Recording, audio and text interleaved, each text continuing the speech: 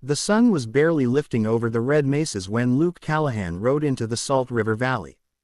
Dust clung to his boots and shirt, and his sorrel horse breathed hard after a long night's travel. Luke wasn't wandering without purpose. He had been following the faint trail of two missing Apache women for almost 2 days. Their names were Nayland and Atsa, sisters from a nearby Apache village. Both were soon to be married, Nayland to a skilled hunter named Chayton and Atsa to a young scout named Koa.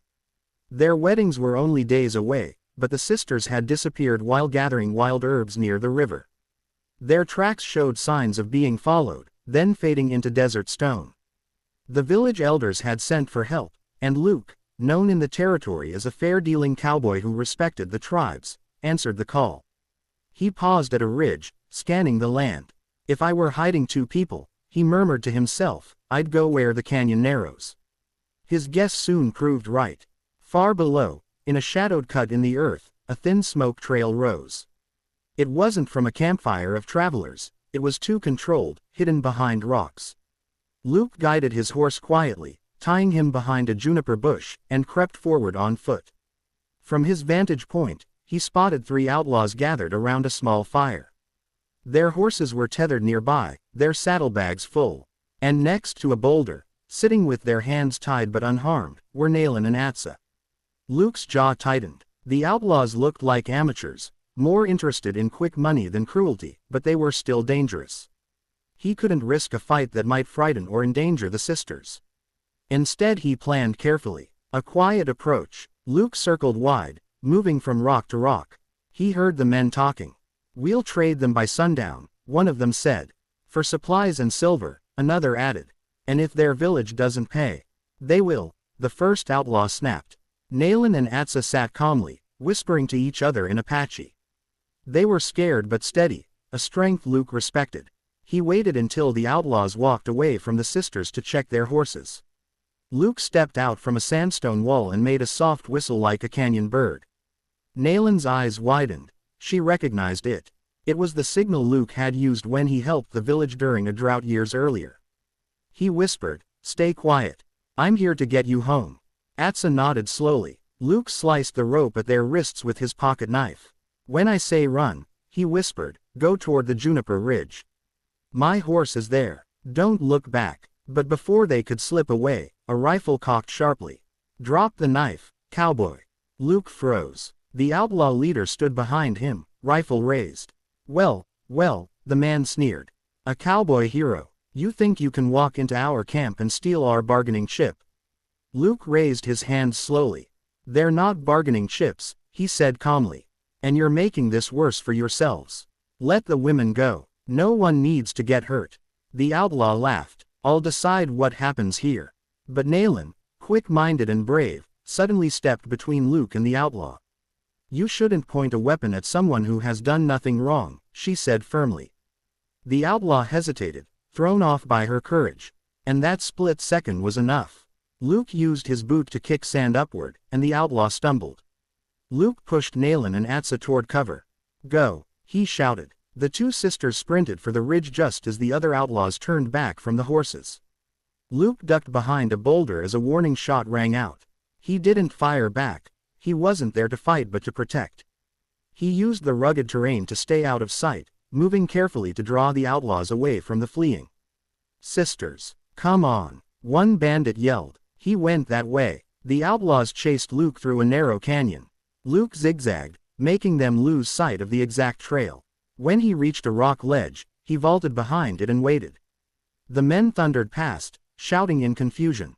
When they were far enough, Luke doubled back toward the ridge where he had hidden his horse. Nayland and Atsa were already there, breathing hard but safe. They'd managed to calm the horse and keep out of sight. Luke motioned to them. "We'll travel on foot until we're far enough, then ride together." They moved quickly through the junipers and dry washes, keeping low. The desert wind covered most of their trail. By noon they had put miles between themselves and the outlaw hideout. At a shaded overhang, they stopped to rest.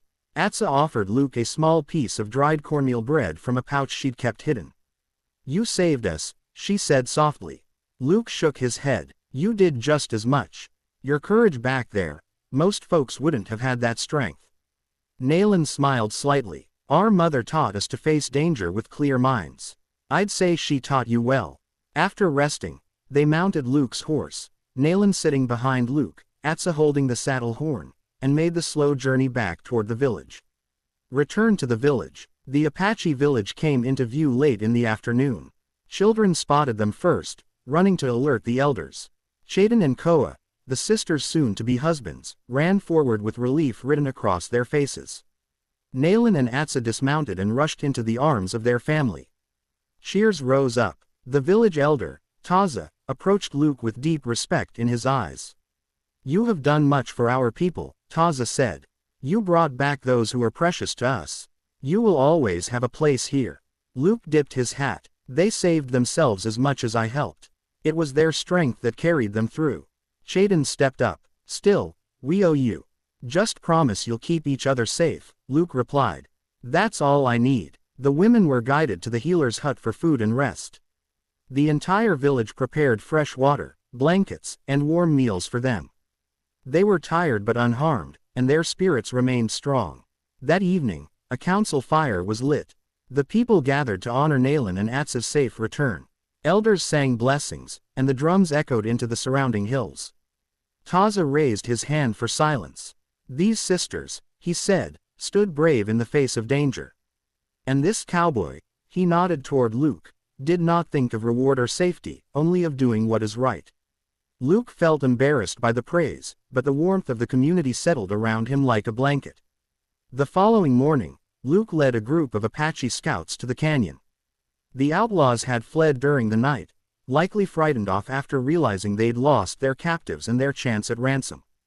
But they left behind stolen supplies, saddlebags, and evidence of their crimes. The territory marshal later tracked them down with the help of those clues, and the outlaws were arrested without a fight. No further harm came to any travelers or nearby villages. Luke rode back to the Apache village to deliver the news.